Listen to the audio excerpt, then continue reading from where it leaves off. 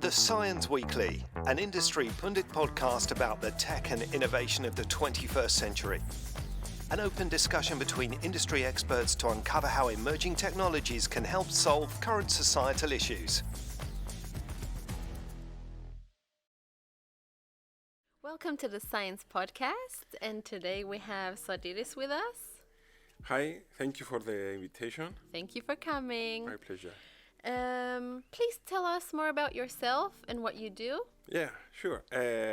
I'm Sotiris Themistokleous. I'm the Director of Strategic Development at the Center for Social Innovation. My background is on political science, education, and the use of technology to develop the skills of citizens for civic participation. At the CSI, we run mainly the research and fundraising department, where we develop tenders and proposals, and we apply in the European Union primarily to fund our initiatives in the area of social innovation. And we employ 40 people, staff, with various expertise in environment, technology, business, social work. And as an organization, our primary vision is to support the communities around us, empower people, and improve the quality of life, especially for marginalized people. When we say marginalized people, to be more direct, we mean women, youth, and migrants. Great. So, what is social innovation? And how is Cyprus reacting to social innovation, you think? Yeah, it's a good question in the sense that we always think of social innovation as a very vague term, which is not actually. Social innovation is the act of identifying and developing solutions to address social challenges, solutions that will be affordable and marketable, if I'm allowed, meaning that are solutions that will be part of the economic market and the business sector.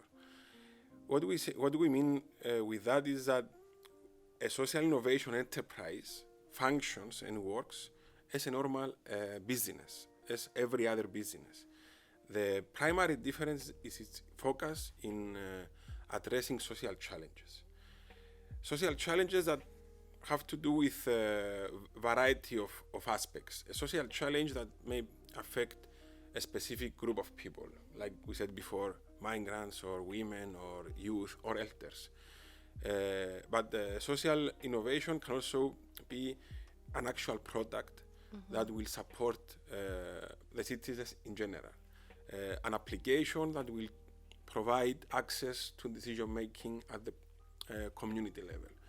Or an online environment where people can learn, educate, exchange knowledge.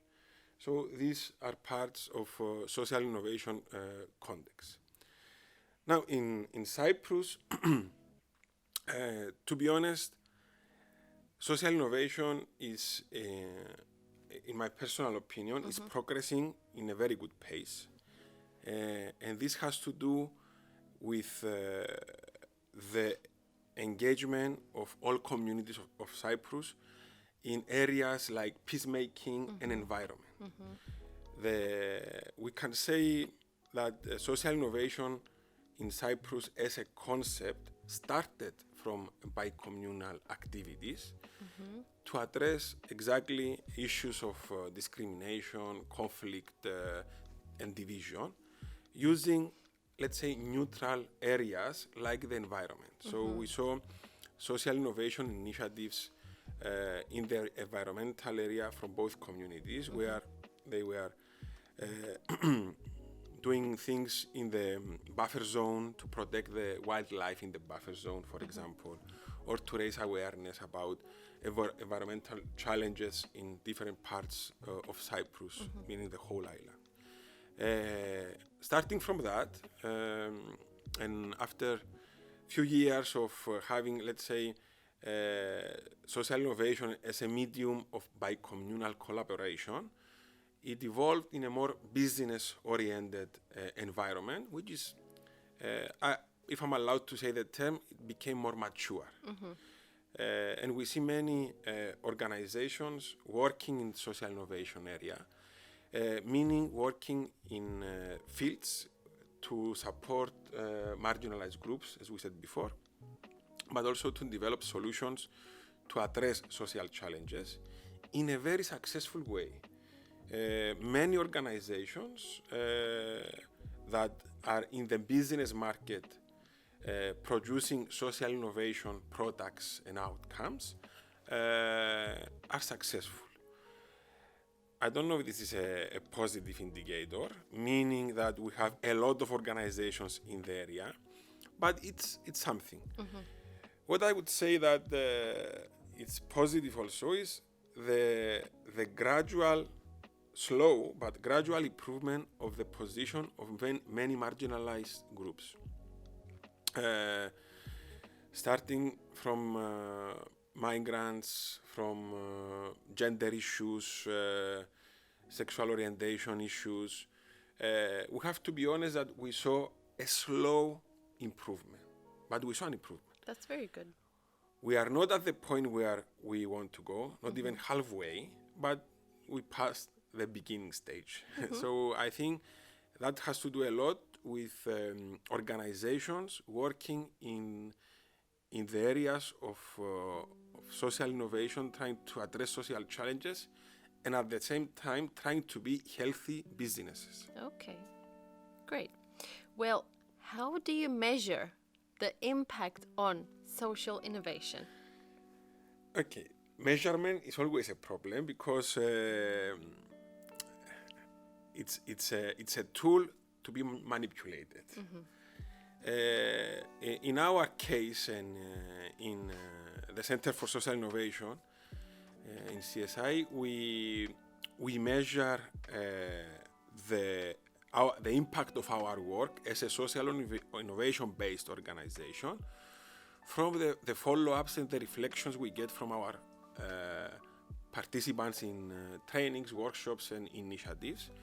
But also in the long term, we see how many people of those that we supported and collaborated with become autonomous and independent in the market, especially in the market, but also their position in the society, meaning that it's very important to see how many businesses or startups are created by women, by young people, by migrants, how many elders are reactivated in the society from the elders that we go out and we support in capacity building. It's very important to see how many products make it to the market, how many solutions that we suggest. For example, we have an application to support the digital capacity building and digital skills for elders.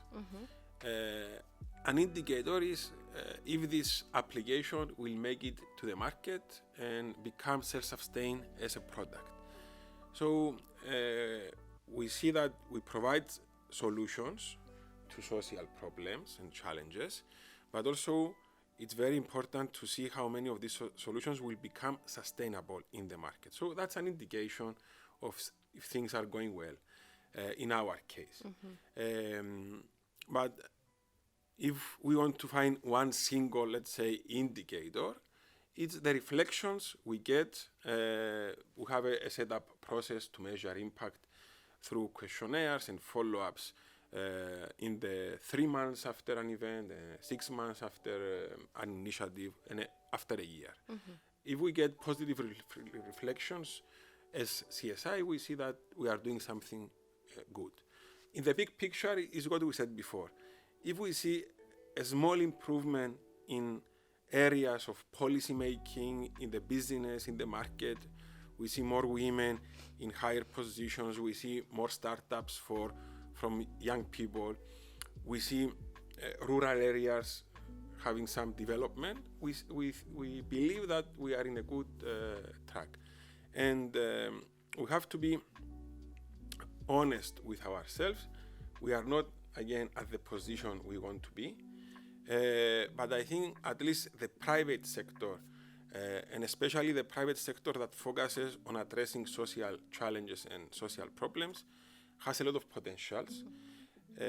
We see, as I said before, especially after the access of Cyprus in the European Union, a progress in the area. We are at the level of getting more mature and more experienced. And also, we see organizations and institutions from all over Europe looking and inviting Cyprus-based organizations to collaborate, to provide know-how, to exchange good practices. So this is also another good indicator of the progress of social innovation in Cyprus. Great. Also, how do you reach out to people who are in most need of social innovation but have no access to the internet tools? How do you manage? So that's a challenge, actually. It depends from the people. Okay. I mean, if it's young people, we go to universities, we go to coffee shops, we go to places where we know that young people are gathered, and we go there and we try to inform them around, let's say, especially in the universities. So that's one sector. With elders, we also go to the local communities and local authorities to elders treatment and care services, and we go on the spot and we present our work. If we want to target students or teachers, we go to schools. Now, the general public, it's hard to communicate massively your message without using technology or the internet. You can use the mainstream media, which is TV, newspapers, and radio. But again, we try to be visible and participate in many events and festivals and happenings to communicate our work. And from our experience in CSI, as a tip, if I may, is the best way to attract people is make yourself visible. And visibility, is, as you said, is not only in the social media, but it's on real life and real events and real things happening around. Thank you. So I have my last question for you. What are the common elements you think of social innovation throughout the world, in Cyprus? The primary common element is, of course, the essence and the major pillar of social innovation, which is addressing social challenges. And this is what is commonly shared by all organizations globally. And this is why I think organizations working in social innovation area in Cyprus are the most networked organizations, or one of the most networked sectors, let's say, globally. Because our vision in social innovation to improve the quality of life of people, to protect the environment, to provide solutions in challenges related to gender issues, migration, youth, are not issues that are local, are not issues that concern Cyprus alone.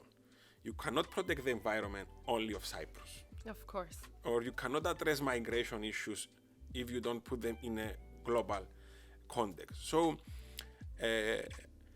what we share in common is a vision of a better world, a world that we understand and we accept that is interconnected. And because it's interconnected, we understand and we try to work together to address issues of social importance that cannot be sustainably addressed if they are not globally if there is not a global collaboration, let's say. Mm-hmm. So, concluding in this, I would like to believe that we share a common vision with organizations similar to the Center of Social Innovation and other social innovation-oriented organizations on a global scale, and that our effort is to work together to improve the quality of life of all people on this planet, to protect all living organisms, let's say, on this planet, protect the environment, and make things better from local to global level. Thank you very much, Sotiris. It was a lovely conversation. My pleasure. Thank you. Thank you. This podcast is brought to you by CYENS, former RISE, the Research Centre of Excellence in Cyprus, focusing on interactive media, smart systems, and emerging technologies. For more information, please check our website on cyens.org.cy.